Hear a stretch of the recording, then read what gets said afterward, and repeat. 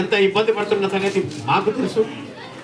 అంతా సమయంగా ఉందని చెప్పడానికి వీలు లేని పరిస్థితి అధికారులు కల్పిస్తున్నారు. కాబట్టి భవిష్యత్తులో పోలీసు రెవెన్యూ అధికారులు ప్రభుత్వానికి పూర్తిగా సహకరించి ఈ వాళ్ళను రెక్టిఫై చేస్తే తప్ప అది మీ చేతిలో ఉందని చెప్పి వాళ్ళకు కూడా సవినయంగా అధికారులకు కూడా మనం చేస్తాం. ఎందుకంటే ఎప్పుడైతే సమస్యలకు వాళ్ళకు బరువు పడకుండా పని జరుగుతుందో అది చంద్రబాబు నాయుడు గారికి, లోకేష్ గారికి, ఈ ఉమ్మడి ప్రభుత్వానికి మంచి పేరు వస్తుందని చెప్పి మీకందరికీ సవినయంగా తెలియజేస్తా ఉన్నాం. ఈడ ఎవరు పాపులారిటీ కొరకు చేసేది కాదు.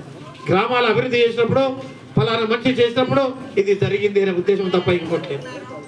ఏదైనా అడిగినప్పుడు వీలైన వరకు ఖచ్చితంగా పనులు జరగాలనే ప్రయత్నం చేస్తాం. కొంతమంది దుష్ప్రచారం చేసే వాళ్ళు ఉంటారు.